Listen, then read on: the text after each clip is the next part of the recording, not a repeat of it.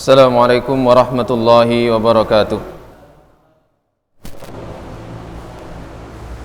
Innal hamdalillah nahmaduhu wa nasta'inuhu wa nastaghfiruh wa natubu ilaihi wa nastahdi wa na'udzu billahi min syururi anfusina wa min sayyiati a'malina.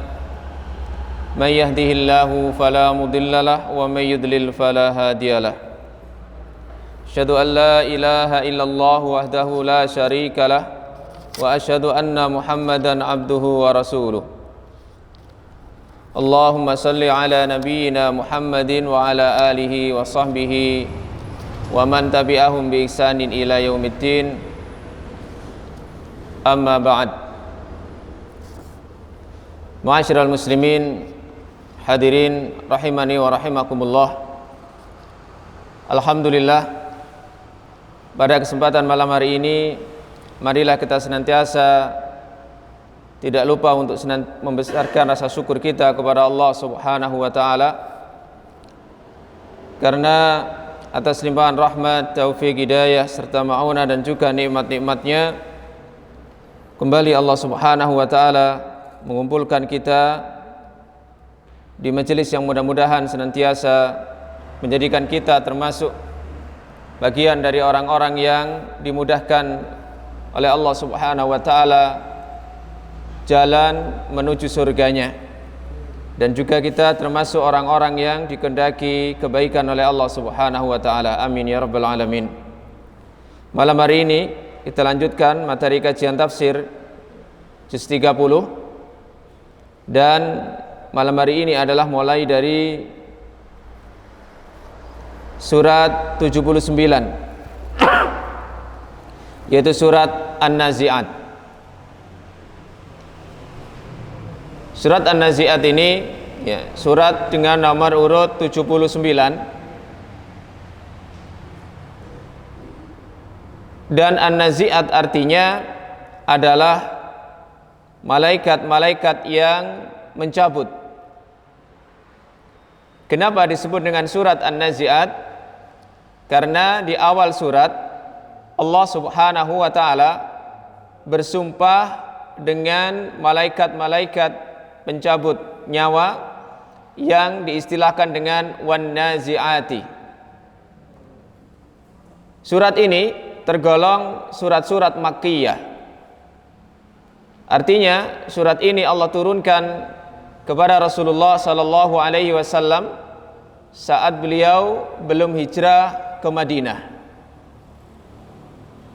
Banyaknya ayat dalam surat ini adalah 46, dan sebagian ulama mengatakan bahwa surat An-Nazi'at ini turun setelah surat An-Naba. Jadi secara urutan pas, An-Naba adalah surat yang ke-78, sementara An-Nazi'at adalah yang ke-79. Bagian pertama tafsir yang akan kita pelajari dari surat An-Nazi'at ini adalah dimulai dari ayat yang pertama sampai dengan ayat yang ke-14. Kita baca terlebih dahulu ayatnya. A'udzubillahi minasyaitonirrajim. Bismillahirrahmanirrahim. Wan-nazi'ati gharqa wan-nashitati nashta was-sabihati sabha فالسابقات سبقا فالمدبرات أمرا يوم ترجف الراجفة تتبعها الرادفة قلوب يومئذ واجفة أبصارها خاشعة يقولون أئنا لمردودون في الحافرة أئذا كنا عظاما نخرة قالوا تلك إذا كرة خاسرة فإنما هي زجرة واحدة فإذا هم بالساهرة. Ayat 1 tadi sampai dengan ayat yang ke-14. Ayat yang ke-1 yang pertama, Allah Subhanahu wa taala berfirman wan nazi'ati. Wa di sini adalah wawul qasam. Wa yang bermakna sumpah, di mana ketika kita mendapati harfu al-waw kemudian di situ ada isim berharokat kasrah, maka berarti waw di situ adalah waw qasam, yaitu waw sumpah. Seperti misalnya wallahi, maka berarti maknanya adalah demi Allah. Wal asri, beda dengan waw yang waw atof atau waw yang lainnya, maka harokatnya adalah marfu atau dhammah yang artinya dan. Nah di sini wawnya adalah waw qasam, artinya Allah bersumpah. Wan nazi'ati, an nazi'at berasal dari kata-kata naza'a yang artinya mencabut. Dalam hadis tentang masalah lalat, Nabi SAW bersabda, idza waqa'a adzubabu fi ina'i ahadikum falyaghmishu tsummal yanza'hu. Pakai kata naza'ah. Apabila ada lalat yang jatuh ke dalam bejana salah seorang di antara kalian, maka benamkan ia lalu cabutlah, angkat, menggunakan kata-kata naza'a yanza'u atau yanzi'u yang artinya mencabut. Nah, wan nazi'ati, demi mereka yang mencabut, artinya apa? Yaitu para malaikat, yakni al malaikata al muwakkalata yakbidu arwahal kufar, yaitu para malaikat yang diwakilkan menggenggam, mencabut ruh dari orang-orang kafir. Tanza'uha, di mana malaikat itu mencabutnya, gharqa, ai naz'an bisyiddatin, artinya mencabut dengan sangat keras. Sehingga terjemahannya, demi malaikat-malaikat yang mencabut ruh atau arwah orang-orang kafir dengan sangat keras. Wan nazi'ati gharqa. Wan nazi'at, demi malaikat-malaikat, demi para malaikat yang mencabut ruh orang-orang kafir, gharqa, dengan sangat keras, naz'an bisyiddatin. Kemudian ayat yang kedua, wan nasyitati nashta. Ini pun waw qasam, Allah bersumpah kembali, yakni al malaikatal muwakkalata, yaitu para malaikat yang diwakilkan biqabdi arwahil mu'minin, untuk menggenggam, mencabut ruh orang-orang mukmin. Kalau tadi yang ayat pertama, malaikat-malaikat yang Allah tugaskan untuk mencabut ruh orang-orang kafir, caranya dengan sangat keras. Sementara wan nasyitati adalah para malaikat yang ditugaskan untuk menggenggam, mencabut ruh tapi orang-orang beriman. Nashta ai tusalliha birifkin, yaitu mencabutnya dengan lemah lembut. Wal kal unsyutah, seperti al unsyutah. Al unsyutah itu semacam ikatan, ketika dicabut dengan lirih, dicabut dengan biasa, itu semua akan terlepas, sehingga tidak perlu ngoyo, tidak perlu dengan keras. Itu makna dari nashta. Kalau gharqa dengan sangat keras, nashta itu adalah ketika ada ikatan, kemudian dengan dicabut ringan saja, semuanya akan udar. Ini dua perbedaan cara bagaimana Allah Subhanahu wa ta'ala menyuruh para malaikat pencabut nyawanya untuk mencabut orang-orang yang memiliki kedudukan yang berbeda. Yang pertama adalah orang-orang kafir, dan yang kedua adalah orang-orang mukmin.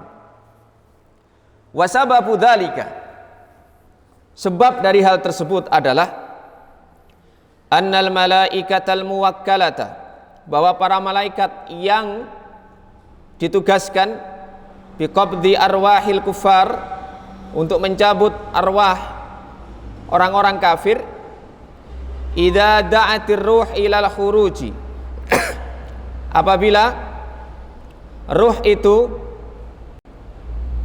dipanggil untuk keluar, tunadiha bi akbahil awsaf, maka ruh ini akan dipanggil dengan sifat yang paling buruk. Taqulul malaikatu li ruhil kafir, para malaikat akan berkata kepada ruh orang kafir.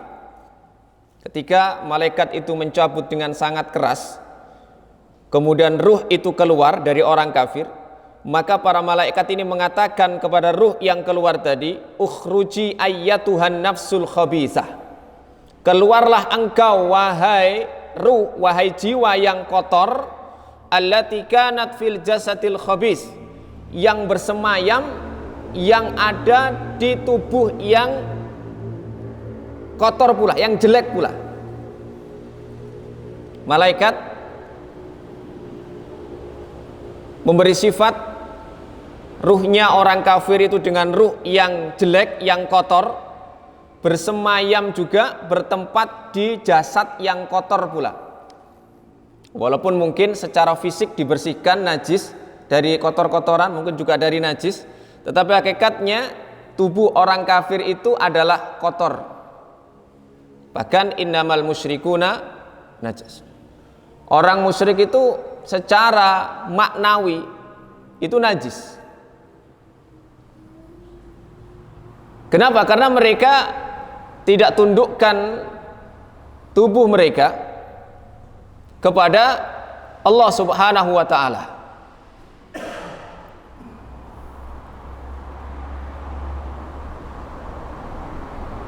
Ukhruji ila ghadabillah, keluarlah engkau menuju kemurkaan Allah. Ketika sudah dihina oleh para malaikat, keluarlah engkau wahai ruh yang kotor, yang bersemayam di tubuh yang kotor, kemudian keluarlah engkau menuju kemurkaan Allah.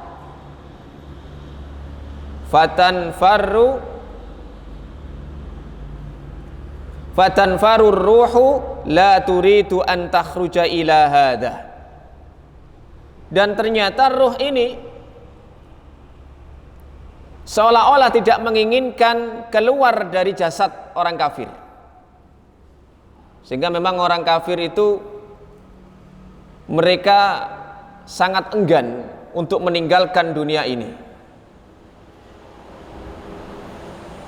Sudah saking cintanya mereka kepada dunia, sudah saking gumantungnya hati mereka terhadap dunia ini, sehingga mereka pun enggan untuk meninggalkan dunia.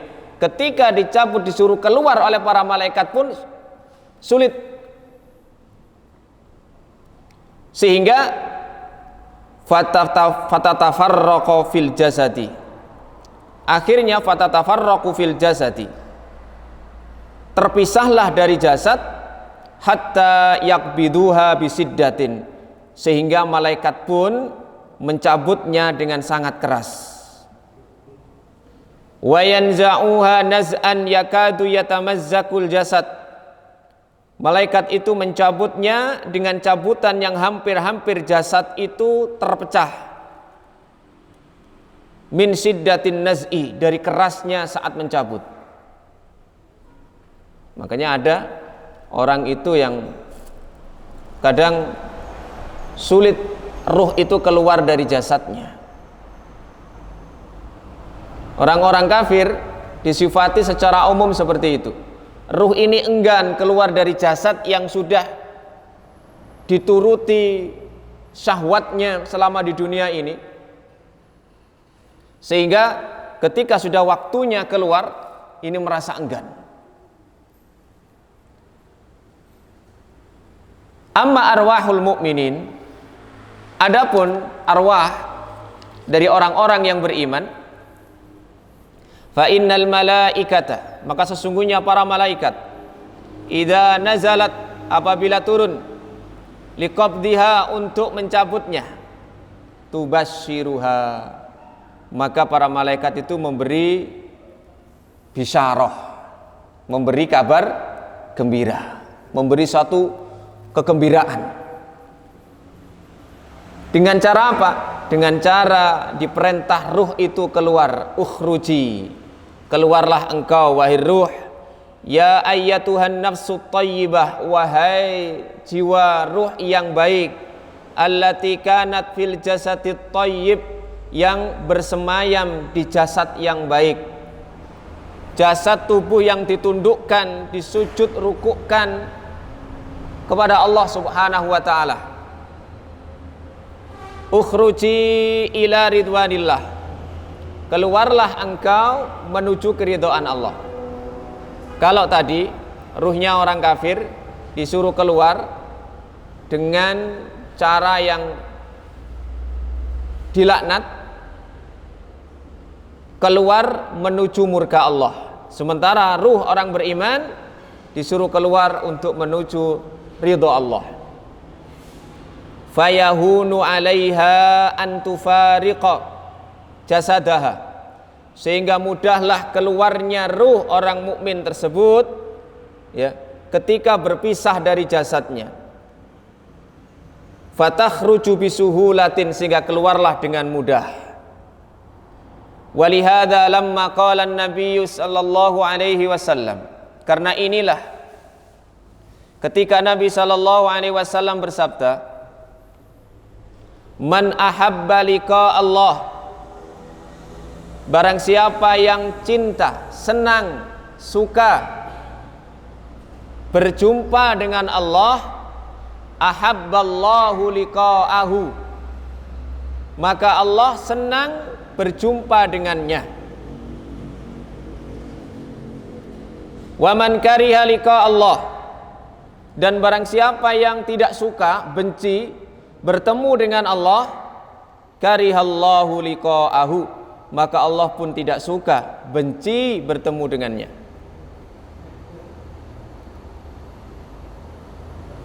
Orang-orang kafir tadi tidak suka, benci bertemu dengan Allah dengan kematian tiga. Ketika ruhnya dicabut bertemu dengan Allah tidak suka, dia benci, sehingga pun ruhnya ini susah untuk keluar, berpisah dari jasad, ketemu dengan Allah. Maka Allah pun tidak menyukai pertemuan dengannya. Tapi orang yang beriman ini suka, cinta, senang bertemu dengan Allah, maka Allah pun senang bertemu dengan dia, sehingga ketika keluar ruhnya ini mudah saja. Berpisah dari jasad di dunia, yang dunia ini tempatnya ujian, cobaan, sakit, semua musibah, menuju Allah dengan sukacita, sehingga keluar dengan enteng, keluar dengan mudah. Maka ketika mendengar sabda begitu, Aisyah radhiyallahu taala anha ini mungkin memiliki pertanyaan yang sama dengan yang ada di benak kita. Ya Rasulullah, inna lanakrahul maut. Wahai Rasulullah, sesungguhnya semuanya kami ini ya tidak suka mati. Enten Pak, sing seneng mati. Ojo seneng urip nggih. Nggih. Nggih. Cuman kinten-kinten cara ditangleti. Nggih.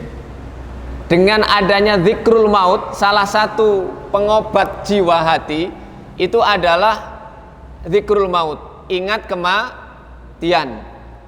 Bahkan ingat kematian ini termasuk hal yang paling besar, paling utama dalam rangka kita mengingat akhirat. Makanya Nabi juga menganjurkan agar kita ziarah kubur. Kuntu nahaitukum an ziyaratil kubur, dulu aku melarang kalian ziarah kubur. Kalian masih hadisu adin bil Islam, baru keluar dari Islam, masih ada bekas-bekas kalian jahiliyah mengagungkan selain Allah Subhanahu wa taala, baik orang soleh yang sudah meninggal ataupun yang lainnya. Maka aku dulu larang kalian untuk ziarah kubur. Tetapi sekarang fazuruha, silakan kamu ziarahi, silakan kamu ziarah kubur. Fa innaha tudzakirukumul maut, karena ziarah kubur itu mengingatkan kalian ya terhadap kematian. Sehingga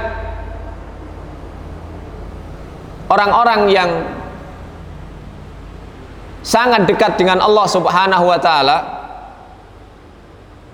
bisa jadi mereka itu segera mengharapkan pertemuan dengan Allah Subhanahu wa taala. Karena orang yang mencintai seseorang, dia pasti sangat berkeinginan segera untuk bertemu dengan yang dicintai. Begitu juga ketika seseorang begitu besar cintanya kepada Allah Subhanahu wa taala, maka dia pun bisa jadi sangat menginginkan untuk segera bertemu dengan Allah Subhanahu wa taala.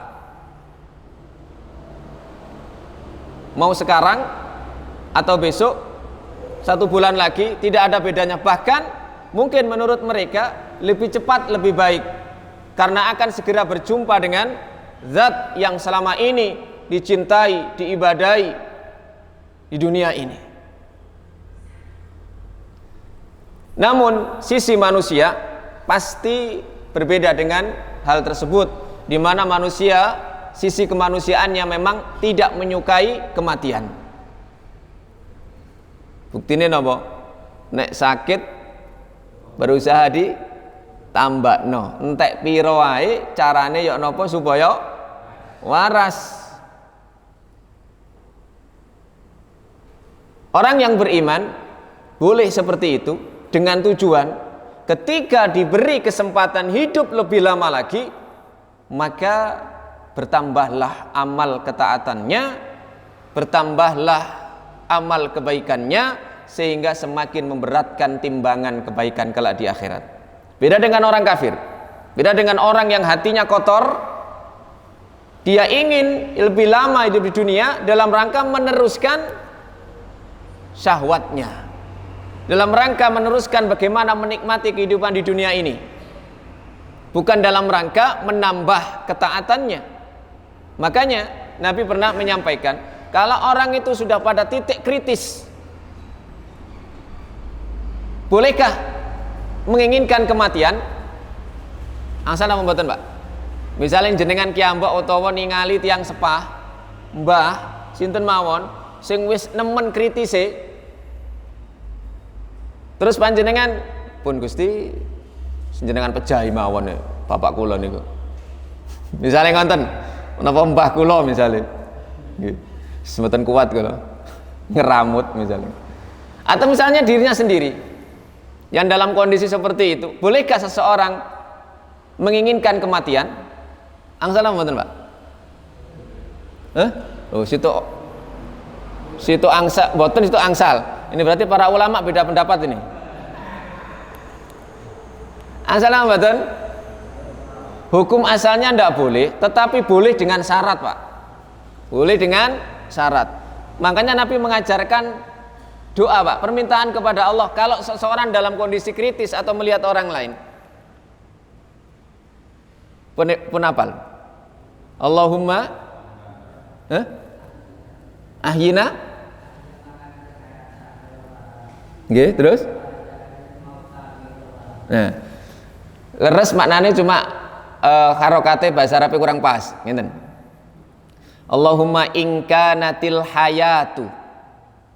Ya Allah, jika kehidupan ini, maksudnya dikei umur wis diwarasno gimana? Khairon. Bagi siapa? Kalau dia sendiri ya khairon li. Kalau misalnya bagi bapaknya ya khairon lahu, bagi ibunya khairon laha. Allahumma in kanatil hayatu khairon, misalnya li untuk saya ya Allah, fa ahyini, maka hidupkanlah aku. Allahumma in kanatil hayatu khairon li fa ahyini, atau fa hayyini boleh. Wa in kanatil mamatu khairon li, tapi kalau kematian itu lebih baik bagi saya,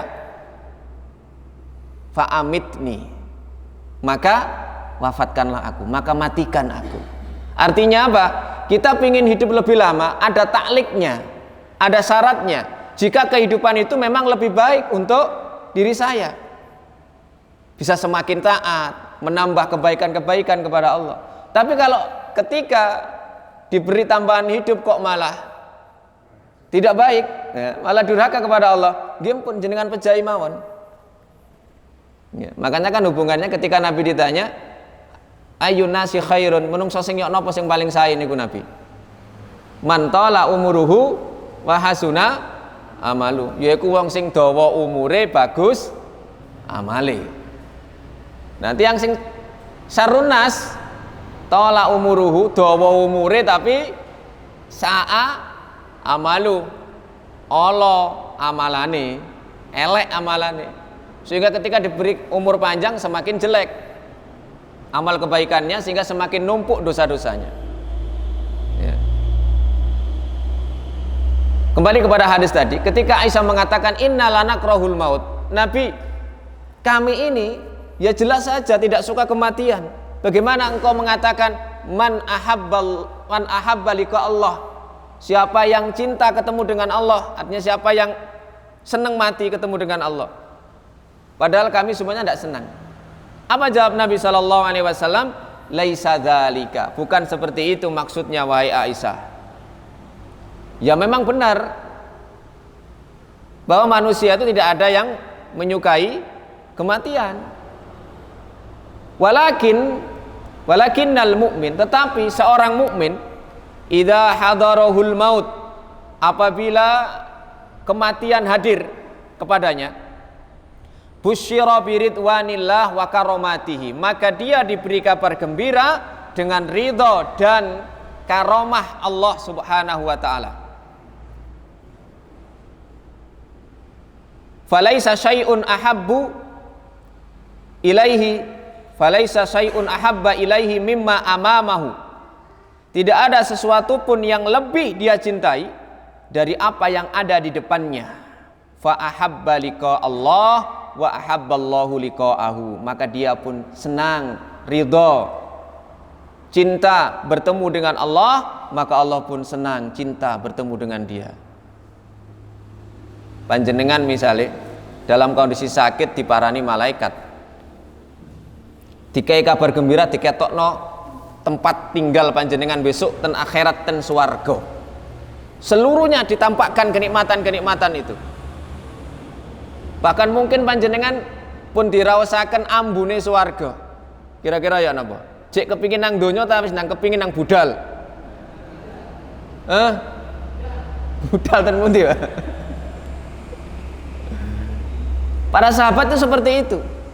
Ketika mereka berperang, mereka sudah mencium bau surga. Mereka sudah mencium bau surga. Mereka sudah beri Allah kabar gembira misalnya lewat mimpi. Ya. Sehingga mereka disifati oleh orang-orang Romawi, orang-orang Persia, itu kaum yang tidak takut mati. Bagaimana takut mati? Wong mereka sudah diberi kabar gembira. Tukang sihirnya Fir'aun ketika tanding dengan Nabi Musa, sebelum tanding Nabi Musa itu diberitahu oleh Jibril, ya Musa urfuk bihim, Musa nek tanding ambek tukang sihir Fir'aun ojo kasar-kasar, kamu berlaku lembutlah. Kenapa? Dia nanti akan menjadi para wali Allah. Ketika bertanding denganmu mereka kalah, mereka akan langsung beriman. Jadi sudah dikasih tahu Musa ini oleh malaikat Jibril, ya Musa urfuk bihim, Musa kamu berlaku lemah lembutlah kepada tukang sihir Fir'aun yang akan tanding denganmu besok di waktu duha. Betul, ketika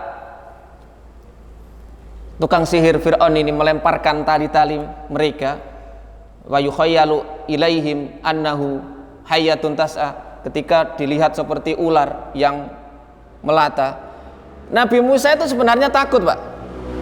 Ketika dilempar tali, dilihat Nabi Musa seperti ular, Nabi Musa itu mundur, takut. Padahal Nabi Musa ini sudah di framing, apa di framing ya, Pak? Digoreng, bahasa sekarang ya. Digoreng bahwa beliau itu seorang tukang sihir. Tapi kenapa ketika diberi jurus seperti itu, kok Musa ternyata Nabi Musa takut. Ibarat kalau perang Pak, sama-sama tahu ilmu bela dirinya, ketika musuh mengeluarkan satu jurus, tidak akan khawatir, ada penangkalnya. Jenengan bisa bela diri, musuh bisa bela diri, kan sama-sama tidak takut bela diri. Musuhnya mengeluarkan jurus apa, jenengan kita tandingannya. Tapi ketika tukang sihir itu mengeluarkan jurusnya, Nabi Musa takut. Fa'ujasa minhum khifah. Musa itu seperti takut, sehingga secara otomatis tukang sihir ini kaget juga. Loh, Musa ini tukang sihir apa enggak sih? Oh, diberi jurus begini kok kelihatan takut, kelihatan bingung. Berarti bukan tukang sihir Musa ini.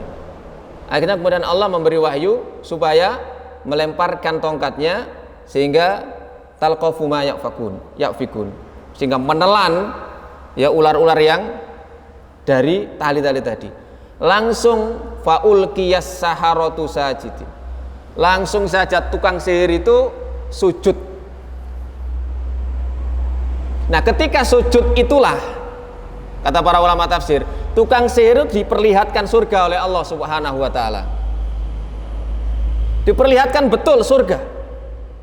Ketika sujud mengatakan iman bi Rabbi Musa wa Harun, kepada Robnya Musa dan itu Allah Subhanahu wa taala, Allah langsung menampakkan surga. Sehingga ketika diancam oleh Fir'aun, kamu nanti akan aku bunuh, akan aku salib, kan begitu loh. Enggak takut sama sekali. Silakan saja, kamu hanya nyiksa kami di dunia. Kenapa? Wis ketok swargane, sehingga gak wedi apa-apa. Nah, ngoten bahasane iki.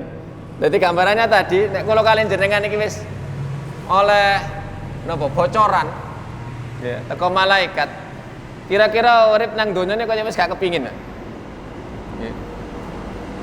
Kecuali sing utangi akeh Pak. Nek sing diutangi cek nyantol Pak, nggih. Nek sing diutang nih cek nyantol, nggih. Ya napa cek nyantol. Maka begitulah Allah Subhanahu wa taala memberikan perlakuan yang beda dengan memerintah para malaikatnya untuk mencabut ruh orang-orang yang kafir dan orang-orang yang beriman. Li'annahu fi tilkal lahdhah yara annahu sayantakilu ila darin ahsan min ad-dari allati faraqaha fayafrahu kama yafrahu ahaduna idza qila lahu ukhruj min baitit tin ila baitil musallah al-qasr al-musayyad at-tayyib. Sehingga apa? Ketika sudah diberi kabar gembira, ini ibaratnya kata dalam tafsir ini seperti orang yang disuruh keluar dari rumah yang jelek, gubuk, reot, disuruh menuju rumah yang sangat bagus, luas seperti istana. Tentu akan segera ingin meninggalkan, gampang saja meninggalkan dengan mudah, dan akan dengan senang hati, dengan sukacita. Cuman tadi boleh bagi kita untuk tidak menginginkan cepat ketemu dengan Allah. Mungkin kata Syekh Ahmad Farid ya dalam kitab beliau Az-Zadur Ra'iq itu, boleh saja seseorang, waduh ya Allah saya belum siap ketemu denganmu. Kenapa? Karena merasa mungkin sangune tasih dereng jangkep, ya dereng cukup, sehingga minta kesempatan kepada Allah lebih lama lagi, menambah bekal, menambah sangu, sehingga mudah-mudahan dengan bekal yang Allah berikan kesempatan lewat jatah hidup yang lebih lama, menjadikan Allah memberikan rahmatnya.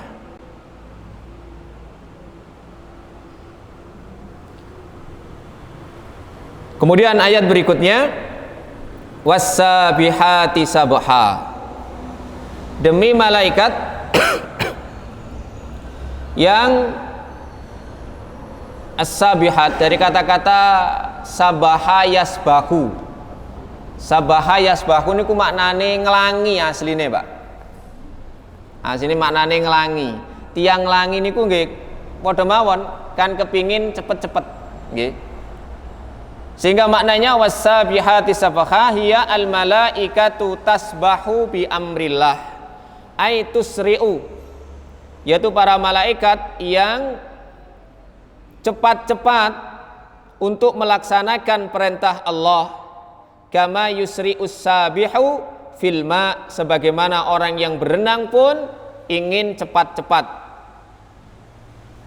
Ini sama dengan firman Allah Ta'ala dalam surat Yasin, kullun fi falaki yasbahun.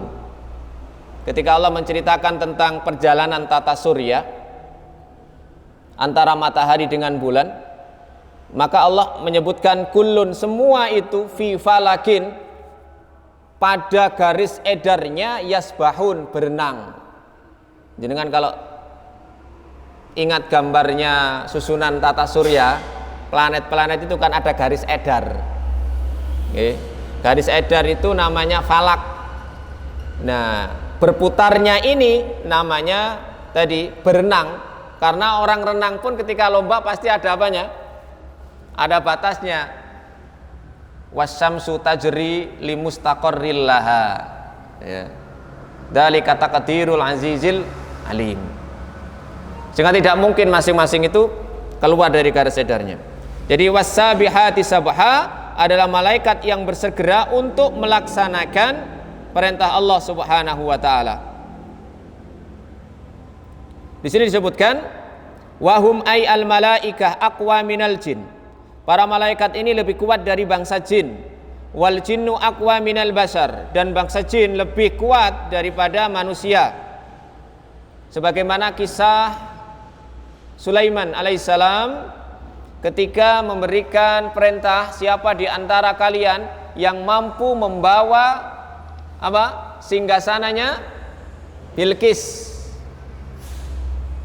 Ya ayyuhal mala'u ayyukum ya'tini bi arsyiha qabla ayyatuni muslimin. Wahai para pembesarku, siapa di antara kalian yang mampu mendatangkan untukku singgasananya sebelum mereka datang ke sini dalam kondisi tunduk?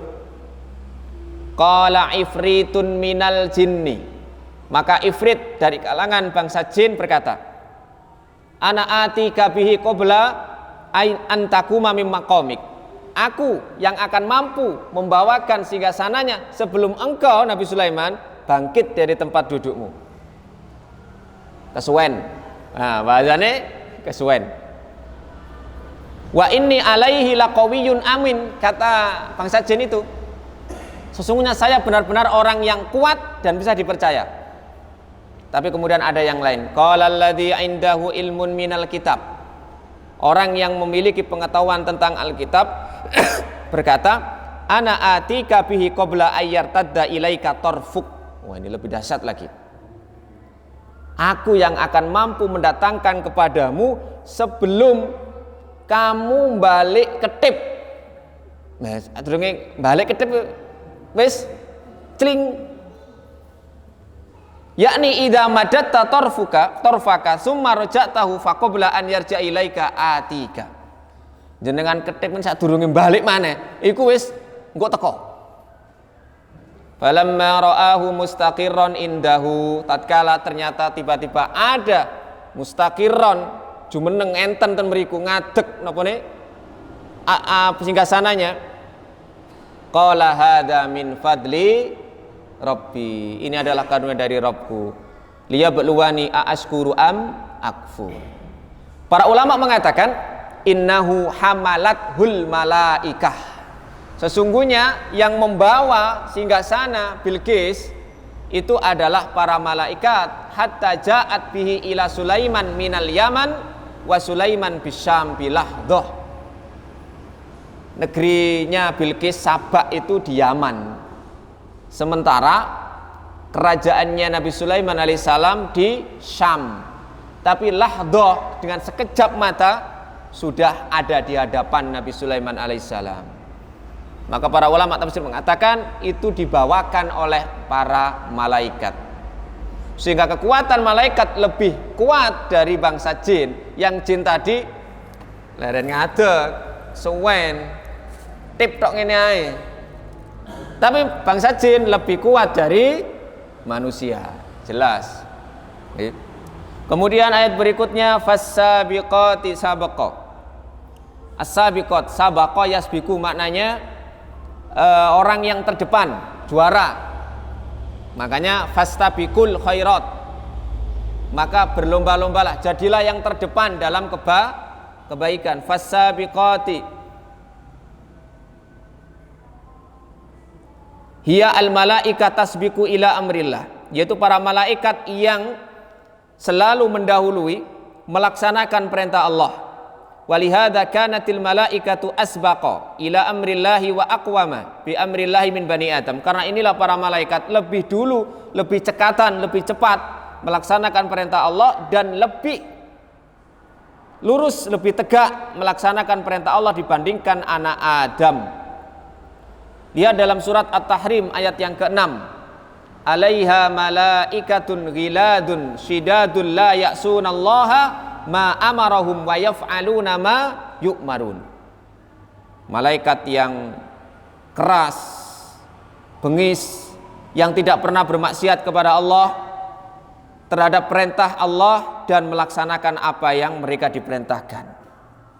Para malaikat itu sekali ibadah, ya sudah itu terus. Tidak akan pernah capek, tidak akan pernah lelah dalam melaksanakan perintah Allah. Fassabiqati sabqa, malaikat yang terdepan, tercepat dalam melaksanakan perintah Allah. Kemudian fal mudabbirati amra, dan yang mengatur urusan. Ini para malaikat juga. Wasfun lil malaikati tudabbirul amra wa huwa wahidul umur, yakni umurullahi azza wa jalla. Sifat yang dimiliki oleh para malaikat yang mengurusi urusan, yaitu salah satu dari perintah urusan Allah Subhanahu wa taala. Maka para malaikat ada yang bertugas untuk mengurus urusan-urusan tersebut. Di antaranya yang kita ketahui namanya Jibril, itu diwakilkan untuk menyampaikan wahyu. Sementara Israfil untuk meniup sangkakala.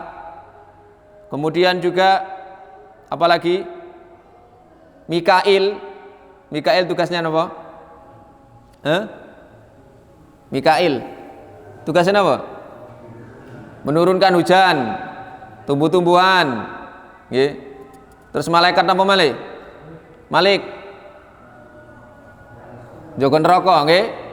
Wah, niku guyu mek pisan tok niku, gak tau guyu blas iku. Guyu pisan ketika ditemoni karo Kanjeng Nabi. Malaikat Jibril sampai rontok mangkel. On ngerti sapa sing nekane awakmu iki? Iki menungso paling mulia. Guyu kok, gak tau guyu blas itu. Nah, guyu pisan tok meneh gak guyu maneh. Lho, malaikat neraka yang guyang-guyu ya gak cocok ya. Jogo neraka kok mesam-mesem. Terus kemudian ada malaikat yang jaga swarga, Ridwan, malaikat maut sing nakoni ten alam barzah, mungkar wa nakir. Nah, adapun malaikat-malaikat yang lain dan jumlah malaikat itu tidak pernah kita ketahui jumlahnya, maka namanya juga kita tidak ketahui. Okay. Sehingga nek ana pertanyaan berapa jumlah malaikat, yo gak 10. Wallahu a'lam. Allah yang lebih tahu. Lawang bendina mawon ten Baitul Makmur ten Ka'bah sing nek langit tingkat 7 niku bendina 70.000 malaikat. Nek wis munggah gak mudhun maneh niku bendina Pak 70.000. Sing narik neraka jahanam niku taline neraka jahanam niku 70.000. Setiap tali ditarik malaikat ya jumlahe 70.000.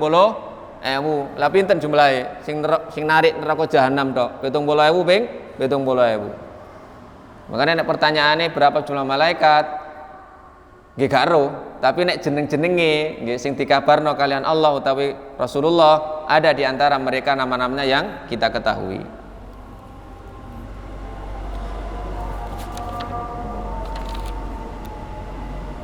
Numpuni saya.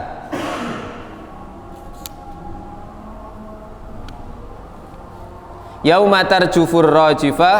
Nah niki mboten cukup nih. Niki rontok dawa tafsire. Nggih. Insyaallah sampai di sini pertemuan kita sampai ayat yang ke-5 dan insyaallah kita akan lanjutkan pertemuan yang akan datang ayat ke-6 sampai ayat ke-14.